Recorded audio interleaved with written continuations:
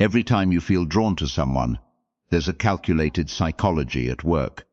And once you understand it, you'll never look at attraction the same way again. The dark side of seduction isn't about romance. It's about influence. It's about one person systematically dismantling another person's defenses without them even knowing it's happening. Seduction works because it exploits how your brain actually functions, not how you think it functions. Your conscious mind believes you're making rational choices about who you trust and who you let close. Your unconscious mind is running a completely different program, and the people who understand this gap, they operate in that gap. Let's start with something simple. Mirroring. When someone mirrors you, they copy your body language, your speech patterns, the way you tilt your head or pause between sentences. Your brain interprets this as familiarity. Familiarity triggers trust. Trust opens doors. This isn't magic. This is neuroscience. Your mirror neurons fire when someone moves like you move. That neural synchronization feels like connection. It feels like understanding. It feels like they get you.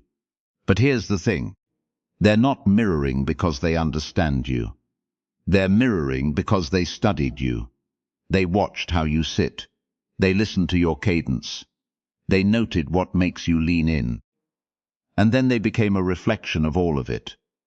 Then comes vulnerability. They tell you something personal, something that makes them seem human, flawed, real. Your defenses drop because vulnerability signals trust. You think, if they're willing to be exposed with me, I should be exposed with them. It feels like reciprocal honesty. But it's not reciprocal, it's strategic. They chose exactly what to reveal. They calculated how much truth to mix with just enough fiction to seem authentic, without being actually transparent. After vulnerability comes scarcity. Suddenly they're busy. They're in demand. They're valuable because other people want them. Your brain hates losing access to things that feel scarce. Scarcity triggers urgency. Urgency makes you act before you think. You start competing for their attention, without realizing you're competing for something that was never actually yours. Then there's the flattery that doesn't sound like flattery. They don't say you're beautiful. They say you're interesting in a way most people aren't. They don't say you're smart. They say you think differently. Specific praise feels more honest than generic praise. It feels like they really see you. It feels like observation rather than manipulation. Your ego responds because you believe you've been truly understood. All of this happens in layers. None of it happens at once. The timeline matters. Rush it and it breaks. Do it slowly. And the person never realizes they're being led down a path. They think they're choosing. They think they're falling naturally. They think this is what real connection feels like. And that's the core mechanism. The person being seduced never feels controlled because they never see the architecture. They only feel the emotions. They only feel seen, valued, special, chosen. They feel like they're the one doing the choosing. This is the foundation of psychological seduction, and understanding it is the first step to recognizing when it's happening to you. Because it is happening. Maybe not today. Maybe not from someone you're close to. But this framework, these techniques, they're everywhere. They're in marketing. They're in politics. They're in relationships. They're in how people negotiate power. The question isn't whether you're being influenced. The question is whether you know it when it happens. The most dangerous seduction tactic isn't obvious. It's not the grand gesture or the honeyed words. It's called persuasion, and it works by changing your mental state before you even realize you're being persuaded. Here's how it functions. Someone establishes a frame, a way of seeing the situation, and once that frame is locked in, your brain starts filtering all new information through it. If a salesman first gets you thinking about how much you deserve something nice, then shows you a luxury product, your brain has already decided it's justified. The product isn't doing the persuading. The frame was. In seduction, this looks like someone gradually shifting how you see yourself. They notice something about you. your ambition, your loneliness, your insecurity, and they amplify it. They make you feel seen in a way nobody else has. But what they're actually doing is creating a dependency on that validation. They've made themselves the mirror you check constantly. Now your sense of self-worth is tethered to their approval. The psychological term is intermittent reinforcement. It's more addictive than consistent rewards, because your brain stays in a state of anticipation. You never know when the approval will come, so you keep seeking it. Slot machines work on this principle. Abusive relationships work on this principle. Cult leaders work on this principle. What makes this particularly insidious is that it hijacks your reward system.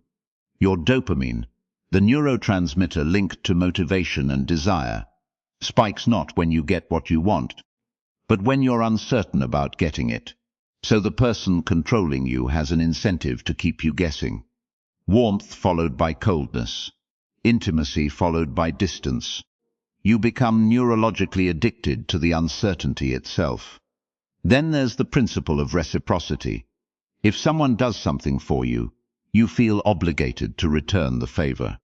But seduction exploits this by creating artificial debt. They do something they frame as a massive sacrifice, even if it costs them nothing. They make you feel like you owe them.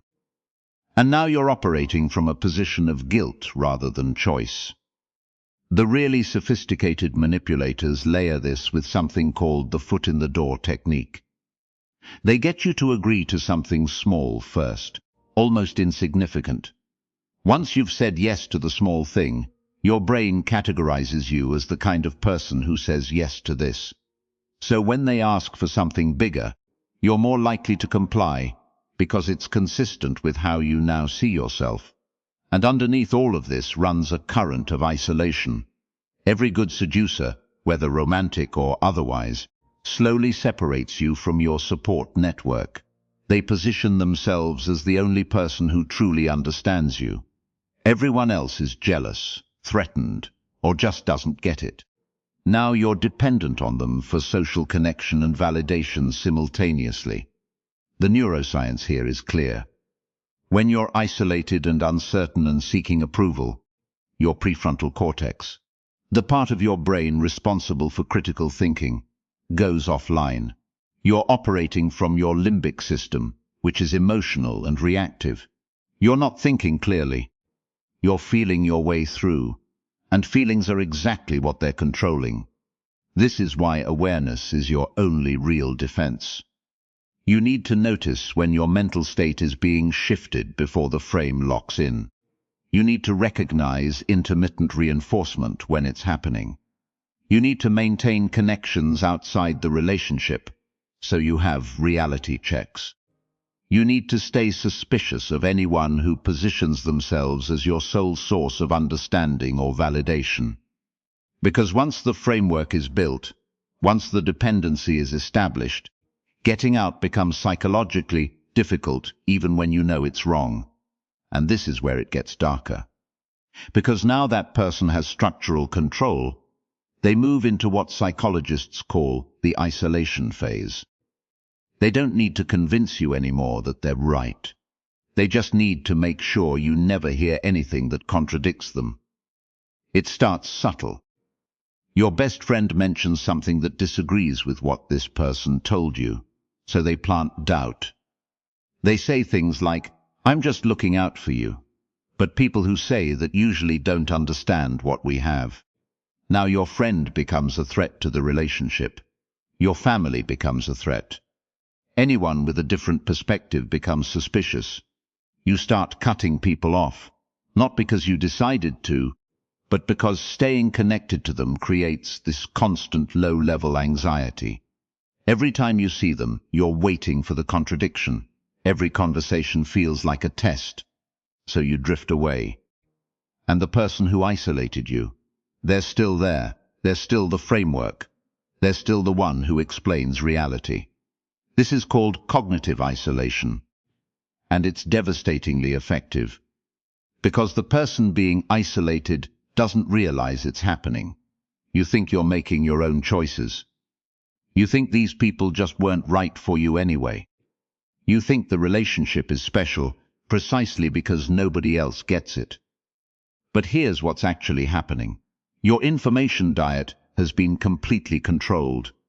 You're not hearing counter-arguments. You're not being exposed to alternative interpretations. You're living in an echo chamber where one person's version of truth is the only version you encounter regularly. And the human brain isn't built to resist that. We're social creatures. We calibrate our reality based on the people around us. When the only person around you is telling you one story, that story becomes your reality. The person doing this doesn't even have to be intentionally malicious, by the way. Sometimes they genuinely believe they're protecting you. They've convinced themselves that their worldview is so important, so true, that isolating you from other perspectives is actually an act of care. That's what makes it so dangerous. They're not twirling a villain's mustache. They're sleeping soundly at night.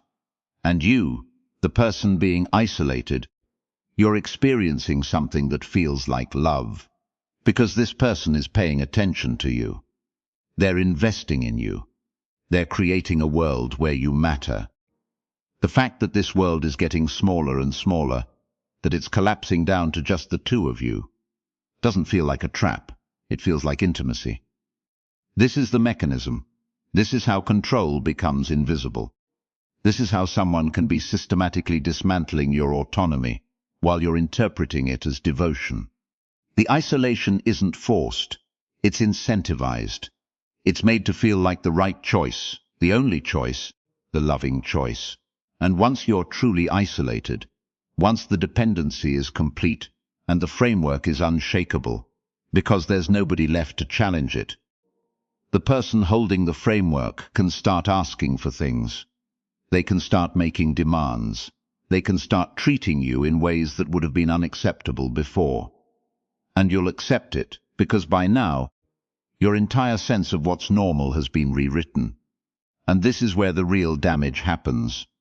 Once they've reframed reality, they own your decision-making process. You're not choosing to accept mistreatment anymore. You're choosing to stay loyal to the person who redefined what loyalty means. You're choosing to maintain the relationship because they've made you believe that leaving would be a betrayal of your own values. This is called cognitive dissonance management, and it's the psychological glue that keeps people trapped. Your brain is working overtime to resolve the contradiction between who you thought this person was and what they're actually doing. But instead of rejecting them, you reject the evidence. You reinterpret their cruelty as care. You see their isolation tactics as devotion. You convince yourself that their demands are reasonable because they've already convinced you that your judgment can't be trusted. The manipulator knows this. They know that once you've invested months or years into this new reality, your ego is invested in defending it. Admitting you were manipulated means admitting you were foolish. Most people will double down instead.